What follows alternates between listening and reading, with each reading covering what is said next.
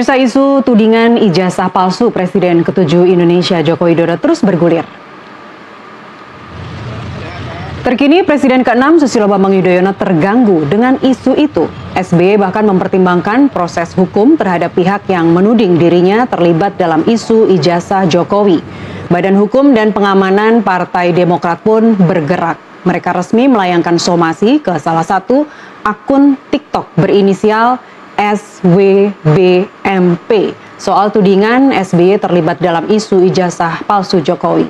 Demokrat meminta pemilik akun meminta maaf dan memberikan klarifikasi secara terbuka. Sangat mengganggu. Saya bertemu dengan Pak SBY beberapa hari lalu. Pak SBY cukup terganggu dengan isu ini karena tidak benar yang disebutkan bahwa Pak SBY berada di balik isu ijazah palsu ini, atau bahkan disebut Pak SBY berkolaborasi dengan Ibu Megawati dalam mengungkap soal ijazah palsu Pak Jokowi ini. Jadi sama sekali itu nggak benar. Hubungan Pak SBY dengan Pak Jokowi juga selama ini baik. Kita berharap untuk dihentikanlah fitnah yang sudah tidak karuan ya di TikTok. Pak SBY sekarang ini day to day politiknya itu sudah banyak di melukis, kemudian juga seni-seni lainnya, kemudian persiapan poli, berkunjung ke daerah, banyak di Pacitan, kemudian hari-hari politik di partai kan sudah banyak dipimpin oleh Pak Mas Ahaye. Jadi tolong dihentikan agar fitnah-fitnah tidak meluas ya. Kalau juga tidak dihentikan, ada kemungkinan PSB akan mengambil langkah hukum, akan dengan pertama memberikan somasi kepada orang-orang yang sudah membuat fitnah tersebut dan terbuka kemungkinan untuk menempuh jalur hukum. Jadi karena ini masalah keadilan, karena Pak SBY tidak merasa melakukan itu tapi difitnah. Bagaimana kelanjutan somasi yang dilayangkan Partai Demokrat untuk melindungi ketua majelis tinggi mereka dari kasus ijazah Jokowi? Kita bahas bersama para narasumber yang sudah tersambung melalui saluran Zoom. Ada Ketua Badan Riset dan Inovasi Strategis Dewan Pimpinan Pusat Partai Demokrat Ahmad Khairul Umam, dan sudah tersambung juga Direktur Eksekutif Aljabar Strategik Indonesia Arifki Caniago. Selamat malam Mas Rifki, Mas Umam, apa kabar? Malam Mbak. Selamat malam Mbak Nestiti. Selamat tahun baru. Mas, saya mulai dulu dari Mas Umam ya. Sudah dibuktikan keaslian video TikToknya Mas Umam? Saya pikir bukan soal keaslian video TikTok. Itu materi itu sudah ada, barang juga sudah beredar. Oke. Sehingga kemudian bukan dalam konteks membuktikan asli atau tidak asli, tetapi kemudian meluruskan materi disinformasi, hoax yang saya pikir tidak produktif untuk perkembangan demokrasi.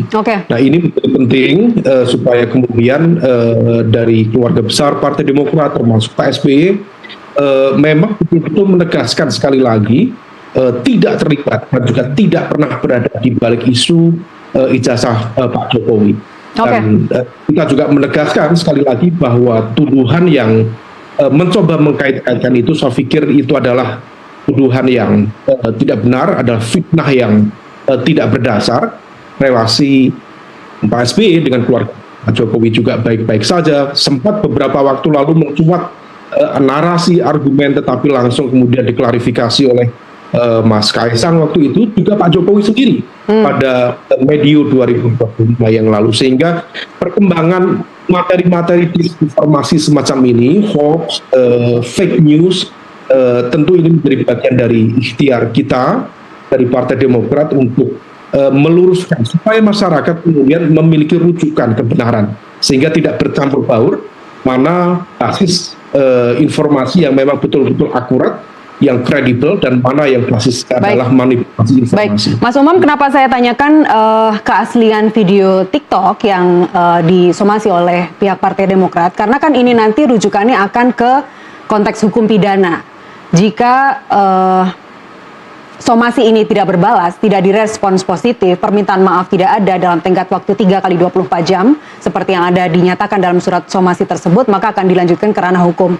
Sementara dalam ranah hukum pidana, dalam konteks hukum pidana, keaslian video itu kan harus dibuktikan, karena itu merupakan bagian dari prosedur forensik digital, sesuai dengan undang-undang juga, pasal undang-undang yang disertakan dalam somasi itu kan ada menyertakan ada undang-undang ITE, ada KUHAP. Kenapa itu saya tanyakan?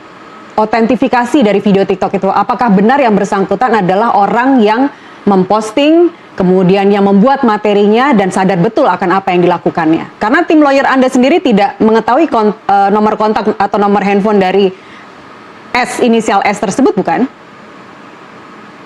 Mbak Titi, begini, kalau misal kemudian materi-materi itu menggunakan nama terang, tentu tidak akan menjadi rumit.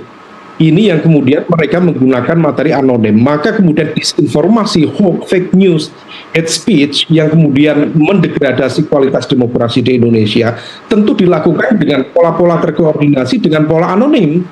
Nah, tetapi kita juga memahami bahwa Komdiji per saat ini juga memiliki sistem yang tidak kalah canggih, bahwa dalam konteks verifikasi akun misalnya, kemudian ada diwajibkan untuk menggunakan nomor, dalam konteks ini nomor telepon atau identitas personal, meskipun barangkali identitas yang dimasukkan bukan asli, tetapi saya pikir investigasi forensik digital relatif cukup canggih untuk mendedah ini semua. Nah, ada pun kemudian soal kemudian digeser asli atau tidak, itu bukan ranah kita.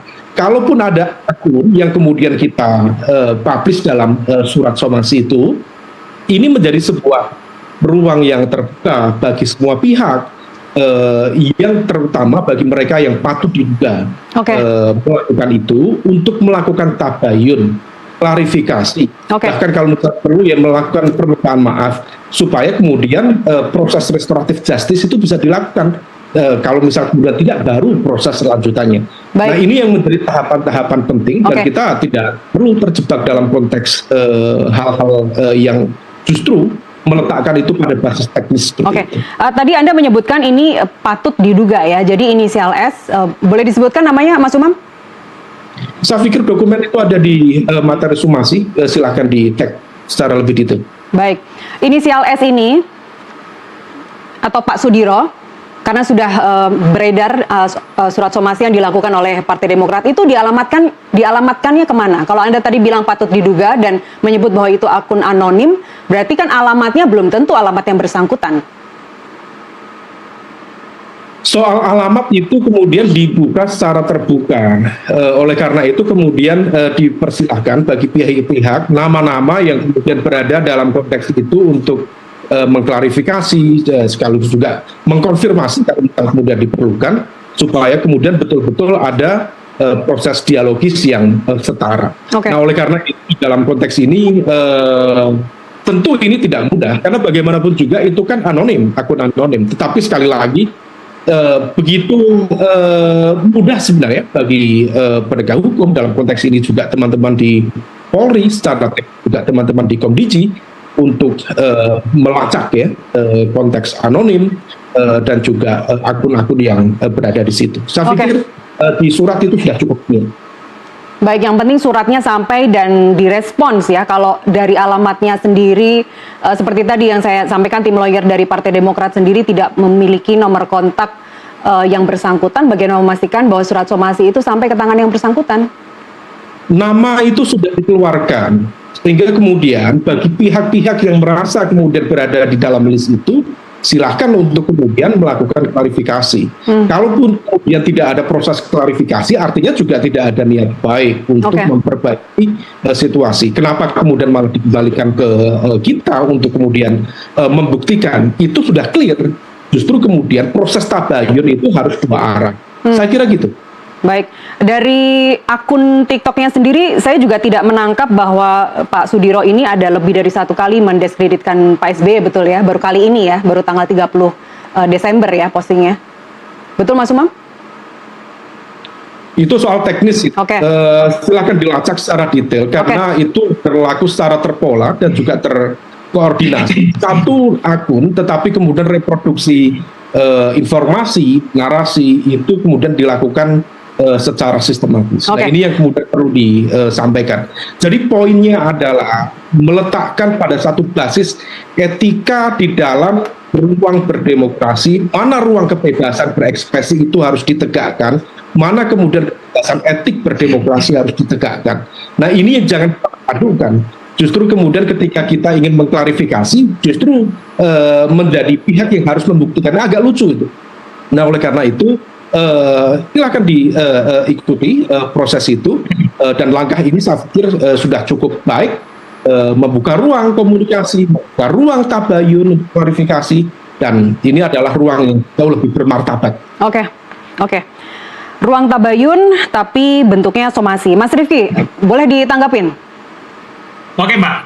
Jadi kalau saya baca secara politik, ini kan tadi Mas Umam juga bilang, dan Mas Andi Arief juga bilang bahwa hubungan SBY dengan Pak Jokowi baik saja.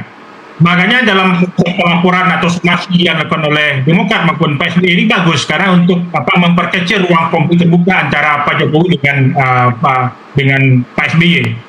Namun saya melihat agenda yang tersirat secara politik ya, bahwa ini apakah ranah recovery hubungan antara Pak Jokowi dengan Pak SBY yang selama ini mungkin terlalu jauh ya.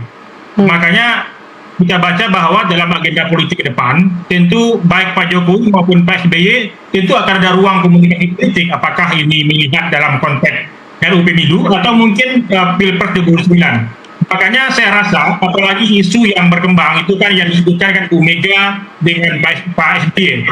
Nah, ini kurang menguntungkan bagi Pak SBY karena secara reputasi tentu akan menyerang pribadinya, dan apalagi dibandingkan dengan Bu Mega.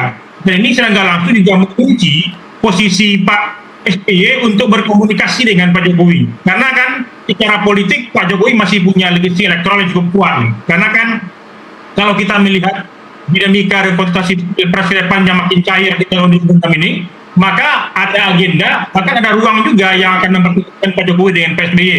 Apalagi Mas AHY diangkat pertama kalinya di menteri di eranya Pak Jokowi, gitu. Oke, jadi siapa aktor-aktor eksternal menurut Anda yang diuntungkan dari kasus yang terus bergulir selama hampir 10 bulan ini? Jadi kalau kita membaca, ini kan yang diuntungkan kan juga banyak soal kasus ijazah ini, Pak. Artinya tentu mereka punya agenda bahwa untuk mendelegitimasi posisi Pak Jokowi secara nggak langsung juga akan mempengaruhi Mas Gibran.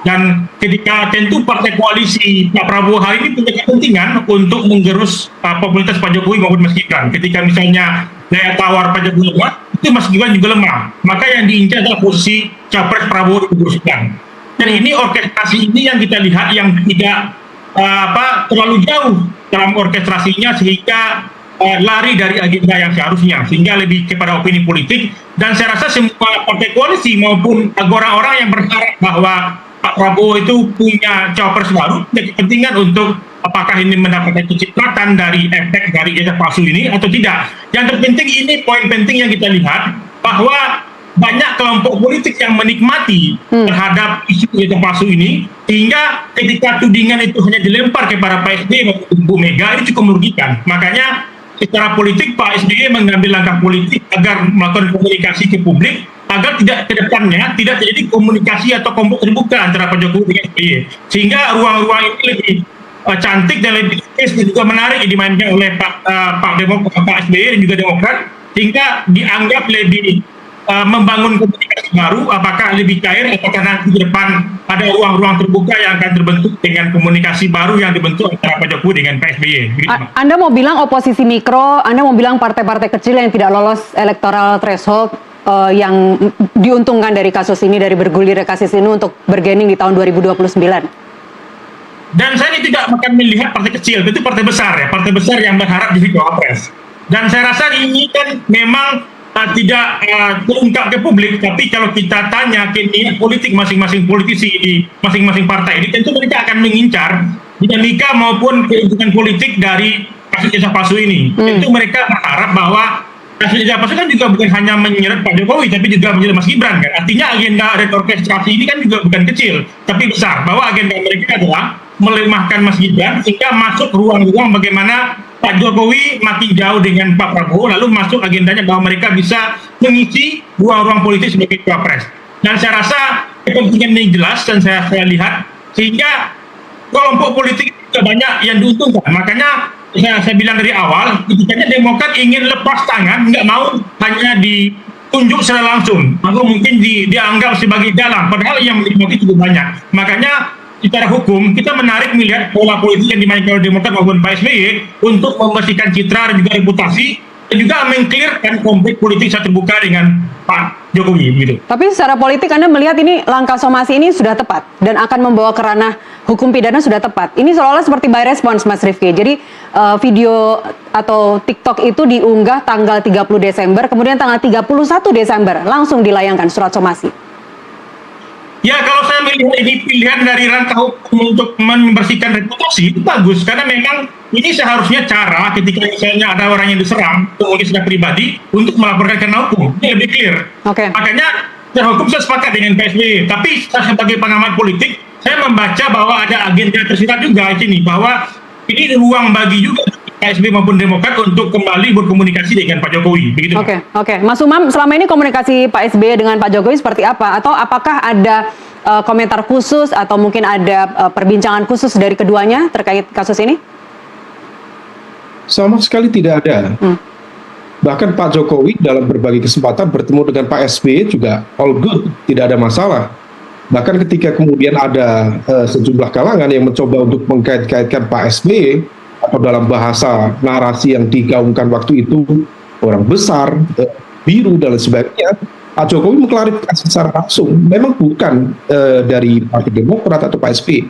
Maka dalam konteks ini kita menegaskan baik keluarga besar Partai Demokrat maupun Pak SBY, kita clean and clear, sama sekali tidak terlibat dalam narasi besar dan juga agenda besar semacam ini. Kita juga prihatin bahwa situasi ini justru mereproduksi sebuah pola pikir atau narasi opini publik yang sebenarnya tidak begitu produktif. Ada banyak hal-hal kita bicara tentang konteks transformasi ekonomi yang harus kita boosting, bicara tentang konteks konsolidasi kekuatan pemerintahan yang harus diperkuat, kemudian bicara ini bencana Sumatera, yang semua itu butuh konsentrasi penuh, bukan kemudian diletakkan pada basis isu-isu yang sifatnya justru tidak begitu produktif dalam konteks tata kelola pemerintahan maupun dalam konteks politik dan berdemokrasi.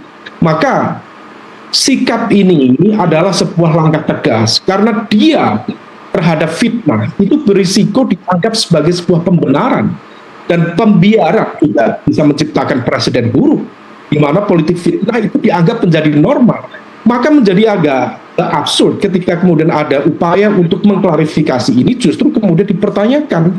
Ini adalah sebuah fakta yang kemudian membutuhkan klarifikasi publik, dan langkah hukum ini adalah bentuk pembelaan terhadap kehormatan, terhadap nilai-nilai kebenaran, ruang demokrasi yang sehat, dan itu clear.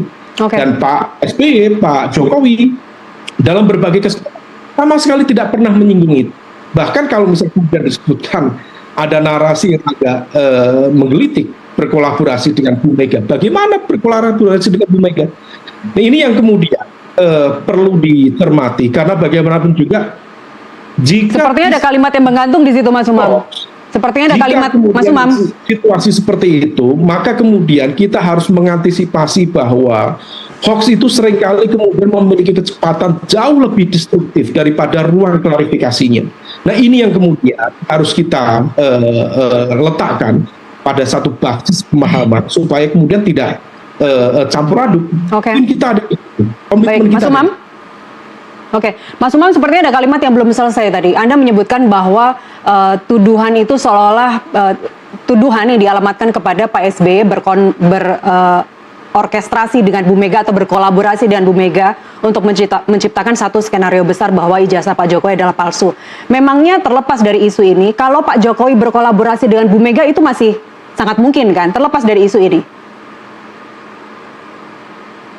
Itu pertanyaan saya pikir tidak begitu relevan untuk diarahkan kepada saya. Dalam konteks politik semuanya sangat mungkin. Pak Jokowi memiliki hubungan yang baik dengan Bu Mega. Bu Mega juga punya hubungan yang oke saja. Memang ada catatan dalam konteks relasi kesejarahan berpolitik, tetapi sejauh ini ruang visi cara pandang kenegaraan kita sama. Nah, itulah yang kemudian dalam ruang publik ini yang kemudian perlu kita tata dengan baik, karena kita berkomitmen, Mbak, negara harus diatur oleh rule of law, bukan rule of knowledge atau rule of rumor. Ya, setuju. Nah, kalau misal kemudian ini bisa kita tata dengan baik, saya pikir kita tidak boleh diam. Jadi kalau misal kemudian ada ruang bagi kita untuk mengklarifikasi itu dengan apapun, dengan lisan, dengan hati, dengan tindakan. Dalam konteks ini adalah langkah yang lebih, saya pikir lebih demokratis, membuka ruang tabayun, klarifikasi. Tetapi kalau misalnya tidak ada, berarti proses hukum bisa berjalan. Saya pikir itu jauh lebih baik daripada kemudian kita menggunakan instrumen hukum untuk hal-hal yang sebenarnya tidak begitu produktif. Oke. That's it. Tapi kemudian ada yang bilang begini, Mas Umam, seolah-olah reaksi yang ditunjukkan dengan somasi 1 hari setelah video itu diposting, selain yang tadi istilah saya by response, itu ada yang menyebut juga bahasa gaulnya sekarang pansos. SBY dan Partai Demokrat ini sekarang sedang panjat sosial, sedang surfing di pemberitaan soal dugaan ijazah palsu Jokowi yang terus ada hampir setiap hari. Komentar Anda? Apa yang Anda maksud panjat sosial bagaimana? Ini bukan saya yang bilang. Enggak, Anda yang tadi menyampaikan, yang Anda maksud bagaimana? Pak SBY panjat, yang Anda maksud bagaimana? Bahwa kasus ini sedang bergulir dan SBY tiba-tiba muncul di antara nama itu dan kemudian langsung mengeluarkan respon secara tegas menurut Anda tadi, tabayun tapi bentuknya somasi. Anda berarti beropini dan menuding. Saya pikir itu bukan satu basis pertanyaan yang cukup proporsional untuk diajukan. Saya minta komentar Anda saja, Mas Umam. Politik yang sehat adalah politik yang menuntut akuntabilitas, verifikasi, tanggung jawab.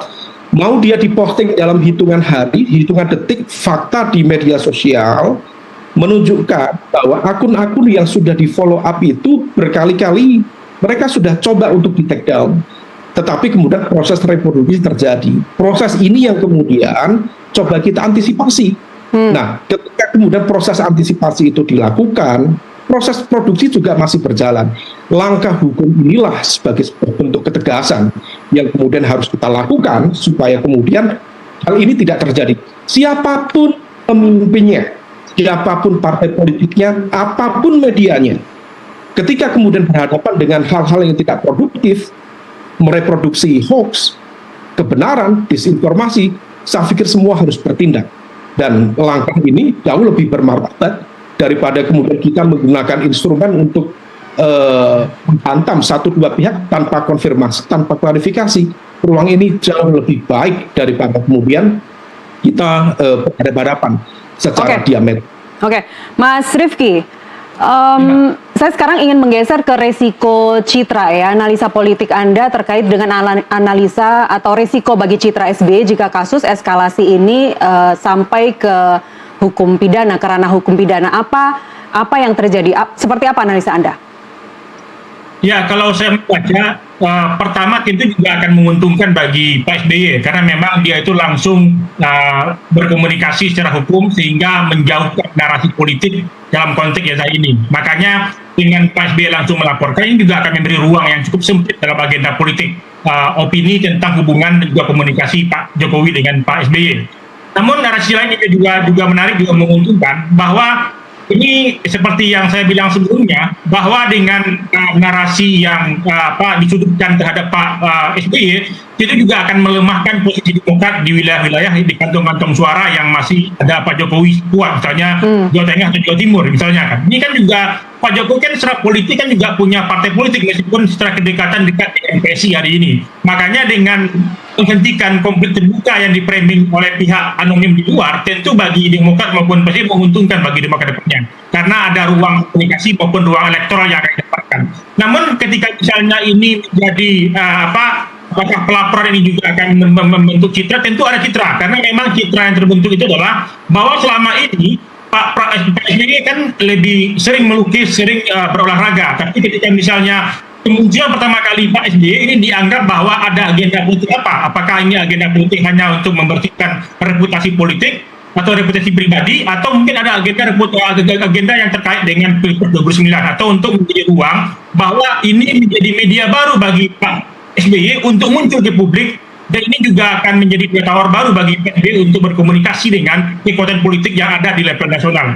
Mandat ini juga menarik bagi saya, karena memang ketika misalnya kemunculan Pak SBY kembali ke level nasional, ini akan terkait juga ketika misalnya Demokrat tidak diajak dalam pertemuan partai koalisi. Apakah ini agenda membahas soal RUU Pilkada ini juga akan mengkaitkan bahwa bergening politik yang ada di belakang Mas Ahy ada Pak SBY. Makanya ada simbol-simbol politik lain yang akan kita baca terhadap kemunculan Pak SBY setelah lama menyepi dari dunia politik. Oke, artinya kalau kita bicara positioning politik jelang pemilu 2029 sebenarnya ini tidak efektif ya. Singkat saja, Mas Rifki. Dan saya menarik, karena memang bukan tidak efektif, ini lebih efektif karena memang kalau kita membaca konstelasi terakhir ini kan juga melemahkan Demokrat ya, apalagi Demokrat yang tidak diajak dalam pertemuan partai koalisi dan juga agenda-agenda yang menyebutkan Demokrat maupun Pak SBY. Ketika munculnya Pak SBY ke publik, ini secara nggak langsung kan menambah kekuatan politik Demokrat bahwa bargaining politik yang ada di Demokrat bukan hanya Mas AHY, tapi ada Pak SBY. Ini juga akan melihat leveling atau mungkin tingkatan dari kalkulasi politik yang dihitung juga oleh Pak Prabowo, Pak Jokowi mungkin partai politik lainnya untuk menghitung Demokrat. Dan ini juga akan menjadi uang yang cukup menarik karena kalau kita melihat kontestasi Pilpres 2009, ini kan kalau kita melihat itu keputusan MK ini kan 0%. Dan ini juga modelnya kan menjadi jelas. Dan ruang-ruang ini juga akan makin menarik hingga pertemuan ini ketika misalnya agak simpul-simpul yang belum bisa ketemu oleh Mas AHY, dan saya rasa dengan munculnya Pak SBY juga akan memperkuat narasi maupun komunikasi politik ke depannya. Gitu. Baik, somasi tenggat waktunya 3 kali 24 jam, itu artinya hari Sabtu betul ya Mas Umam? Lantas apa kemudian kalau tidak juga direspons baik, tidak ditanggapi baik oleh yang bersangkutan oleh Pak Sudiro, apa langkah yang akan ditempuh selanjutnya? Tapi kita akan bahas di segmen berikutnya, Mas Umam dan Mas Rifki, kita break terlebih dahulu, kami kembali usai jeda.